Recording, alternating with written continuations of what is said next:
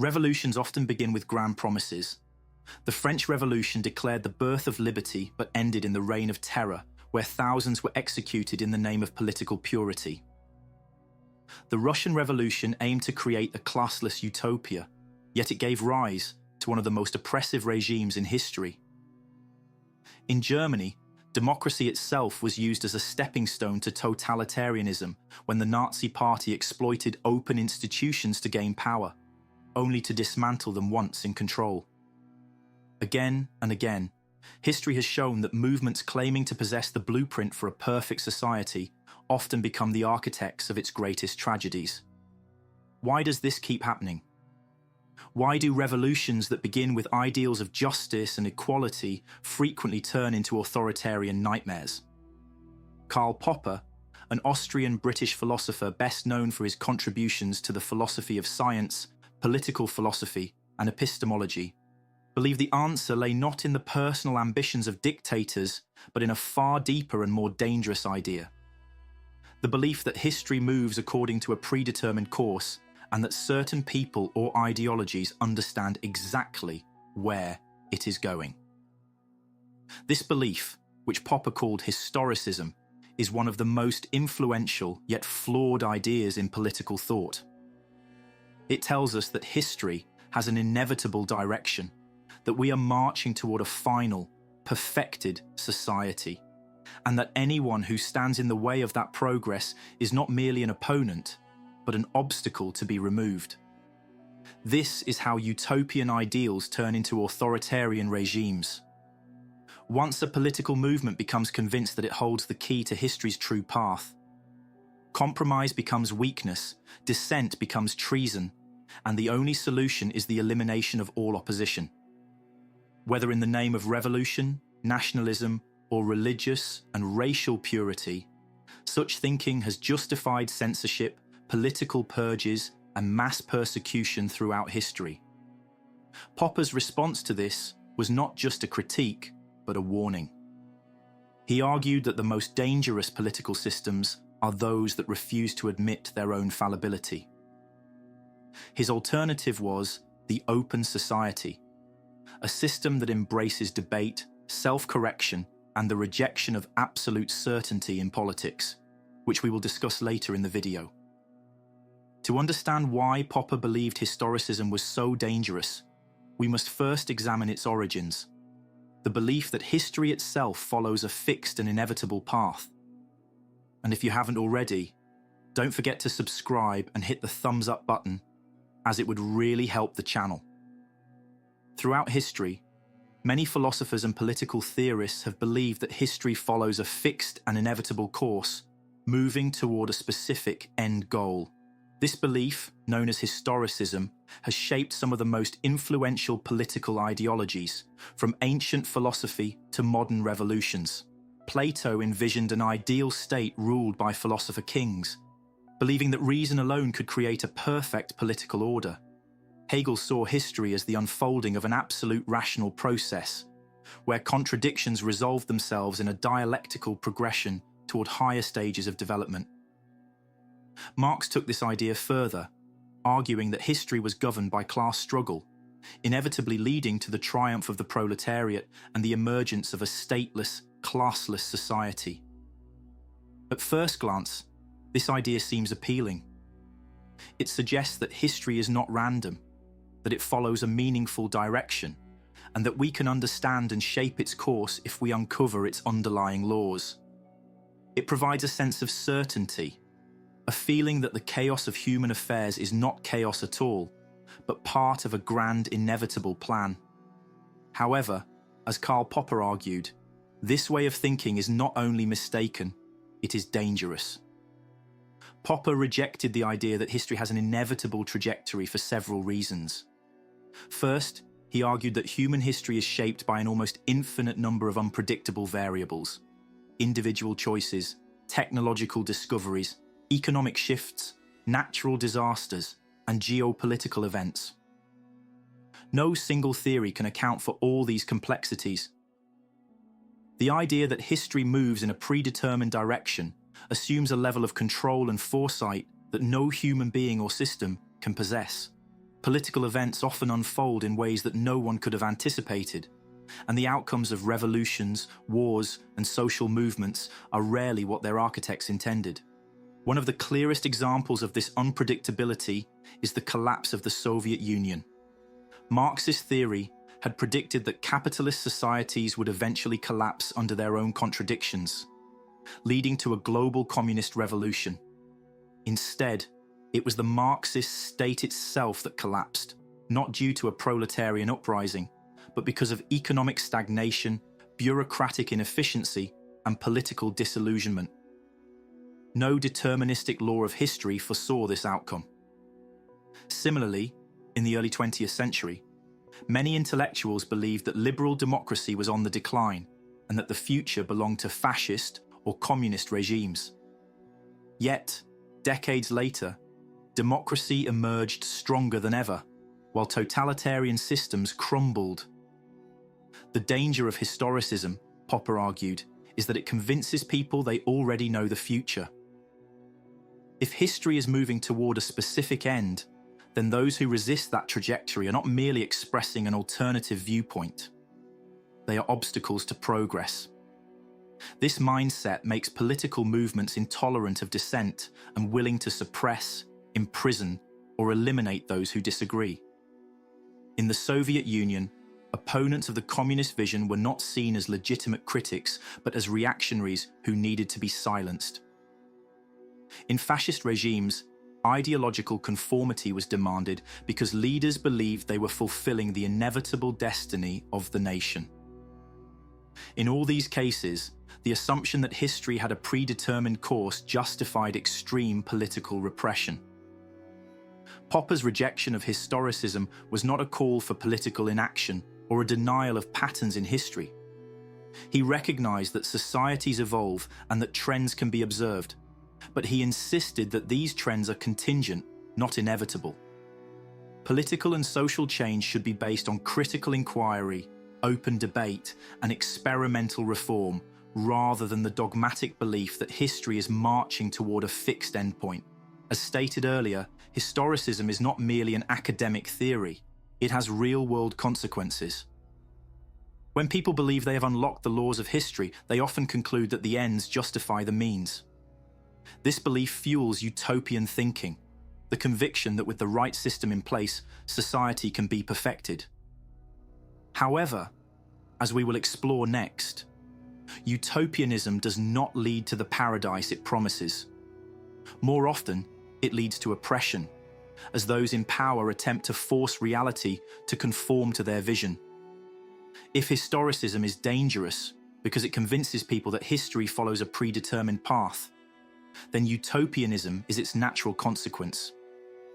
The belief that a perfect society can be designed and implemented if only the right obstacles are removed.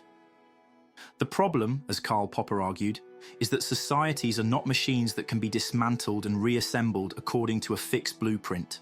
Human civilization is complex, shaped by countless interwoven factors: traditions, individual agency, cultural differences, economic conditions, and technological developments. Utopian ideologies, however, operate on the assumption that if only the correct system is put in place, human nature itself will conform. This leads to a fundamental error: the belief that the flaws of society are mechanical rather than human, and that the right leadership, the right ideology, or the right economic model will eliminate injustice, conflict, and inequality once and for all. The great revolutions of the modern era provide cautionary examples. The Iranian Revolution of 1979 began as a broad movement against the authoritarian rule of the Shah, uniting secular liberals, leftists, and religious conservatives under the banner of freedom and justice. However, once the Shah was overthrown, power quickly consolidated under Ayatollah Khomeini, and the revolution transformed into an Islamic theocracy.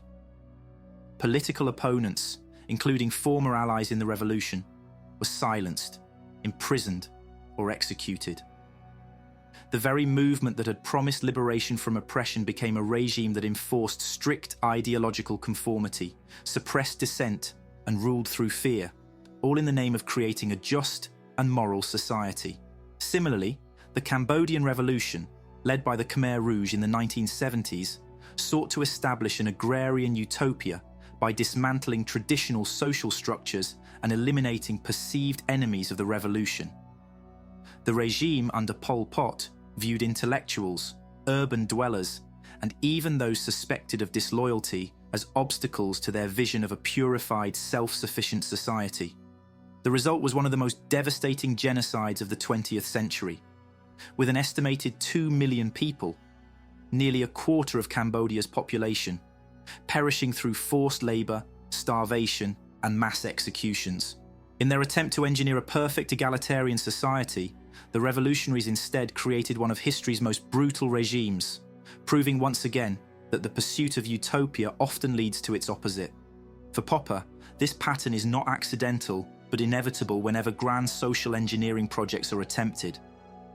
If a political movement is convinced that it alone possesses the truth about how society should be structured, then any opposition is viewed not as a competing perspective, but as an obstacle to be removed. Utopian movements quickly become intolerant, demanding absolute obedience to their vision and suppressing any deviation from it. Dissent is no longer tolerated because, in the minds of utopian thinkers, there is no legitimate reason to resist the march of progress. In the worst cases, this results in what Popper called totalitarian justice. The idea that even the most violent actions can be justified if they serve the higher goal of achieving a utopian future. Rather than embracing utopian thinking, Popper argued that society should adopt a more realistic and flexible approach to change. Instead of aiming for grand revolutionary transformations, he believed in piecemeal social engineering, small, incremental changes that address specific problems without assuming that all of society can be perfected. Unlike utopian revolutions, which demand total conformity and often lead to disaster, piecemeal social engineering allows for experimentation, correction, and adaptation. Policies can be tested and revised rather than being imposed as absolute truths. Democracy, for instance, was not created overnight, but evolved over centuries through legal and institutional reforms.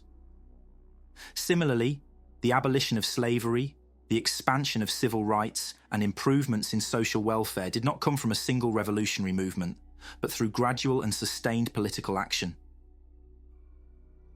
If utopianism leads to oppression, as highlighted earlier, then what is the alternative? Karl Popper's answer was the open society, a political framework built on the recognition that no single ideology, ruler, or movement possesses absolute truth. Unlike totalitarian regimes, which impose rigid doctrines and silence dissent, an open society is defined by democratic governance, freedom of thought, and institutional safeguards that prevent the concentration of power. It is not a system designed to create a perfect world, but one that allows societies to continually correct mistakes, adjust policies, and protect individual freedoms without resorting to repression. At the core of Popper's vision is a fundamental shift in how we think about political authority. Traditional political philosophy often asks the question, who should rule? Should the wise govern, as Plato suggested? Should history's revolutionary class seize power, as Marx argued? Popper rejected this entire framework. Instead, he believed the real question should be, how can we create a system that prevents bad rulers from doing too much damage? In other words, the priority of political institutions should not be to guarantee that only the right people attain power, since human fallibility makes this impossible, but to ensure that when the wrong people do, they can be removed without violence and replaced without upheaval. This is why democracy, despite its imperfections, is essential to an open society. It does not function on the naive assumption that elected leaders will always be wise or just. Instead, it provides mechanisms for accountability, allowing leaders to be criticized, challenged, and voted out if they fail. Totalitarian regimes, by contrast, concentrate power in the hands of an ideological elite, making it nearly impossible to correct mistakes without destabilizing the entire system. Stalin's Soviet Union, for example, could not acknowledge the failures of its economic policies without undermining the legitimacy of the communist project itself. In an open society, by contrast, policies are never treated as final truths, but as provisional solutions that can be revised or discarded when they fail. Another defining feature of an open society is its rejection of dogma. Totalitarianism thrives on the belief that one ideology holds the key to all political, economic, and social problems. Dissent is not tolerated because the ruling party believes itself to be in possession of the ultimate truth. In Nazi Germany, opposing the regime meant opposing the destiny of the nation itself. In Mao's China, disagreement with communist policies was treated as treason, often punishable by imprisonment or execution. In both cases, there was no room for debate because the ruling ideology was seen as infallible. The open society, by contrast, is based on the principle that no theory, ideology, or leader is beyond scrutiny. Scientific progress, as Popper pointed out in his philosophy of falsification, depends on subjecting theories to rigorous testing. In the same way, political progress depends on the continuous questioning of laws, institutions, and policies. The ability to criticize, revise, and improve political systems is what distinguishes an open society from a closed, authoritarian one. However, as stated earlier, democracy is not just about voting. It also requires checks and balances that prevent the abuse of power. Popper emphasized that an open society is protected not just by elections, but by institutions that guarantee individual freedoms, uphold the rule of law, and ensure that political leaders are accountable to the public. Courts must be independent from political control, the press must be free to investigate and challenge those in power, and opposition parties must be allowed to operate without fear of persecution. Without these safeguards, even democratically elected leaders can erode the foundations of an open society and steer it toward authoritarianism. But this raises an uncomfortable question. If an open society must tolerate diverse viewpoints, should it also tolerate ideologies that seek to destroy it? What happens when democratic freedoms are exploited by movements that wish to abolish democracy itself? This brings us to one of Popper's most controversial ideas: the paradox of tolerance. An open society thrives on tolerance, embracing diverse viewpoints, open debate, and the right to express differing opinions without fear. But what happens when this tolerance is extended to ideologies that seek to undermine democracy itself? Should a society permit movements that aim to dismantle the very freedoms that make it possible? At first glance, the paradox seems contradictory. If democracy values free speech and pluralism, shouldn't it allow even intolerant views? Yet Popper warned that tolerating intolerance without limits risks democracy's collapse. In The Open Society and Its Enemies, he argued that extremist movements do not engage in open debate or respect democratic principles. Instead, they exploit these freedoms to seize power and impose their own rigid ideologies. History offers clear warnings, most notably Nazi Germany, where Hitler's party gained influence through democratic means, only to dismantle the system that allowed its rise, and similar patterns have emerged in other totalitarian regimes. This raises a difficult question. Where should democracies draw the line? Should political movements that openly reject democracy be afforded the same rights as those that defend it? Would banning extremist groups protect democracy or risk authoritarianism in the name of self-preservation? Popper's answer was clear. Society should tolerate all views, except those that seek to destroy tolerance itself through violence, deception, or coercion. He did not advocate for suppressing controversial ideas, but insisted that when an ideology promotes persecution, tyranny, or the abolition of democracy, a society has both the right and the duty to defend itself. Today, Popper's paradox remains strikingly relevant. Around the world, democracies grapple with the rise of extremist movements, authoritarian populism, and political actors who exploit democratic freedoms to erode them. The debate over free speech, hate speech laws, and the spread of radical ideologies online reflects the same tension Popper identified. How much tolerance is too much? The survival of an open society does not depend on passively allowing all ideas to flourish, but on actively defending the institutions and principles that make freedom possible. If democracy is to endure, it must recognize that not all ideas seek to coexist. Some seek to destroy. Popper's warning is clear. Democracy does not collapse overnight, nor is it destroyed solely by external enemies. More often, it is eroded from within, by those who claim to serve it while undermining its foundations. The survival of an open society depends on those who refuse to accept political certainty, who challenge authoritarian impulses, and who recognize that freedom is not a guarantee, it is a responsibility. Thank you very much for watching, and if you haven't already, please subscribe, hit the thumbs up button, and share your thoughts in the comments below.